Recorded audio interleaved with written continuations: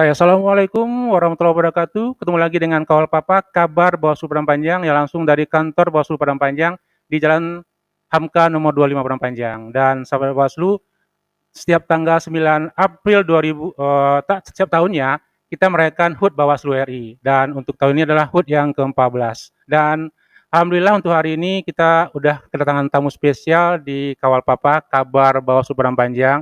Orang nomor satu Padang Panjang saat Waduh, ini, Bapak Fadi Amran, BBE Datuk Paduka Malano. terima kasih Pak Aris sudah mengundang kami ke Kawal Papa, nama yang keren. Saya kira kawal pada panjang, ternyata kawal Bawaslu, Kabar kabar Bawaslu Bawaslu pada Padang panjang. Keren Panjang. sekali.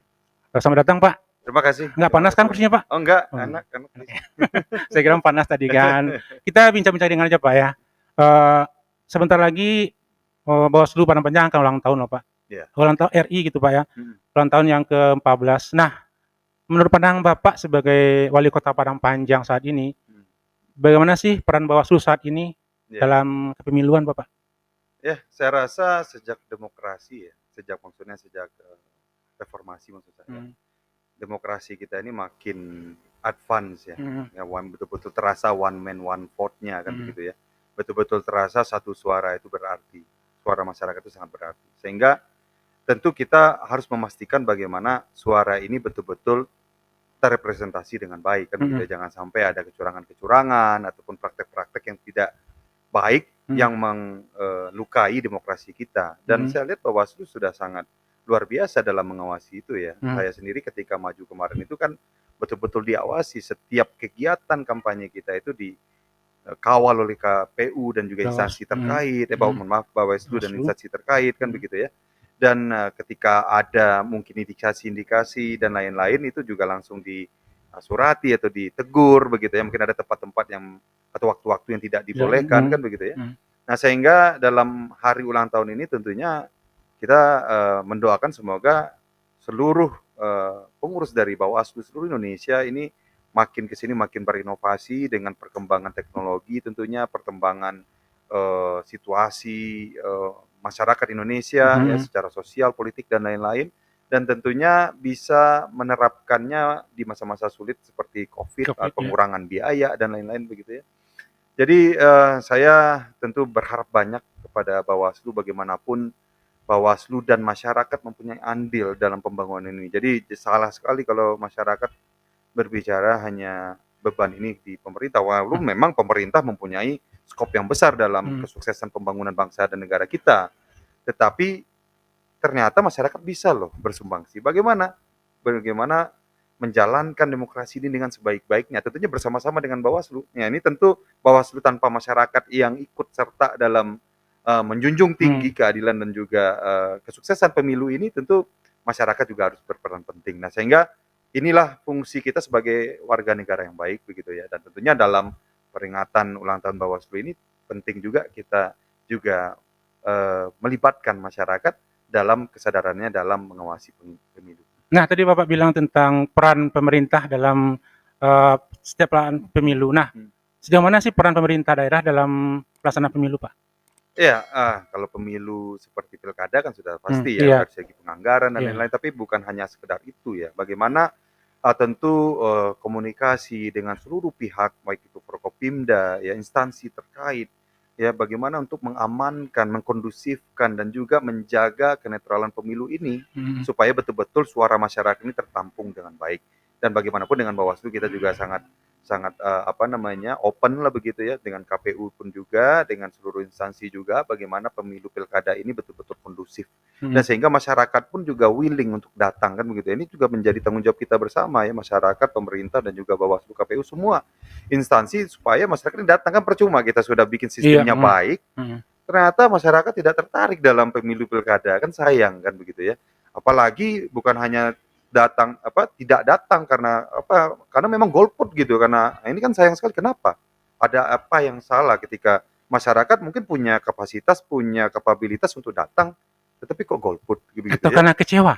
Ini yang bahaya nih kan ini yang bahaya jangan sampai masyarakat antipati terhadap pembangunan khususnya dalam melaksanakan haknya untuk memilih begitu. Nah, sekarang kita beranjak ke ASN, Pak. Kan di Padang Panjang begitu banyaknya ASN, baik itu ASN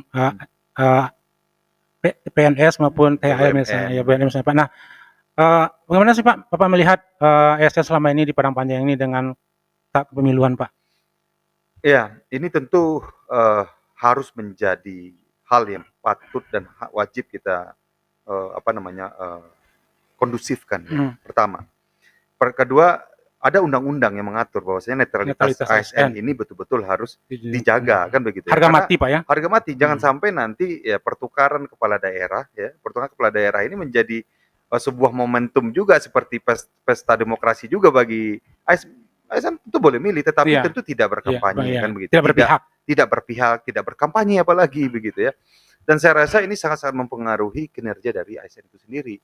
Kalau dari awal sudah berkotak-kotak begitu, berkubu-kubu, dan ada punya pemikiran bahwasanya kita harus menjadi orang pawali baru kita bisa mendapatkan jabatan, sehingga setiap pemilihan kepala daerah ini akan menjadi sesuatu hal yang sulit dielakkan begitu ya. Oh, kita harus bantu si A, bantu si B supaya kita dapat jabatan dan lain-lain. Dan ini pun juga dari awal saya sudah tekankan, Bapak bisa ditanyakan ke ASN saya, sampai sekarang pun juga penempatan apakah itu eselon 2 ataupun jabatan-jabatan strategis, ya saya tidak pernah nanti milih saya ya. Nah, karena apa? Tentu pembangunan, ya khususnya saya sebagai wali kota, ini tidak hanya berbicara 5 tahun ini, tetapi bagaimana pembangunan jangka panjang, bagaimana perubahan mindset moral, baik dari aparatur sipil negara dan juga dari masyarakat ini menjadi beban bagi saya, tanggung jawab dari kepala daerah.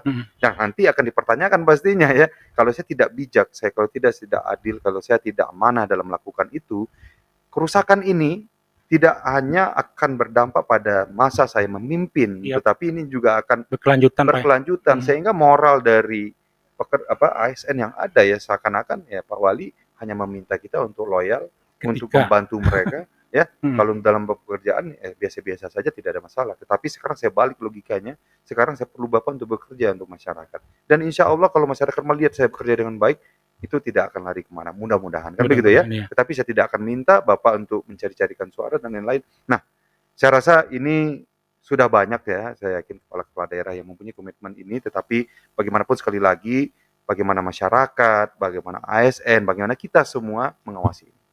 Nah, sekarang ini Pak, masalah ini Pak, kan Padang Panjang ini kata orang kos kulitnya mahal sekali Pak. Nah, menurut pandangan Bapak, bagaimana Pak? Ya tentu kita harus berpikir seperti ini ya. Sekarang tujuan kita untuk maju di politik itu apa begitu ya. Nah, pasti berbeda-beda ya, tetapi saya yakin juga mempunyai satu muara. Muaranya adalah untuk membangun. Dan kadang-kadang untuk membangun, apalagi skalanya kota, itu tuh tidak akan mungkin tidak memiliki kos begitu ya.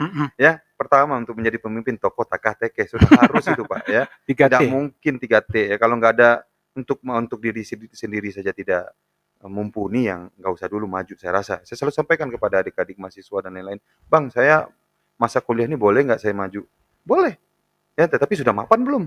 Ya kan, jangan sampai nanti masuk di kancah politik, bekerja untuk bangsa dan negara, mengabdi begitu, berpikiran untuk uangnya balik begitu. Ini salah, ini tidak akan bisa sekarang, apalagi pengawasan KPK dan lain sangat luar biasa. Nah, berbicara tentang berpolitik ya, tentu ya bagaimanapun kita berbicara tentang tim, kita berbicara tentang konsolidasi, kita berbicara tentang jamuan dengan seluruh tokoh dan lain-lain, saya rasa tentu pasti, saya tidak akan mengelak untuk di situ. Tetapi tentu bagaimana praktek-praktek yang curang, ya, apalagi money politik, ini yang perlu kita hindarkan. Nah, tentunya kembali lagi kepada masyarakatnya.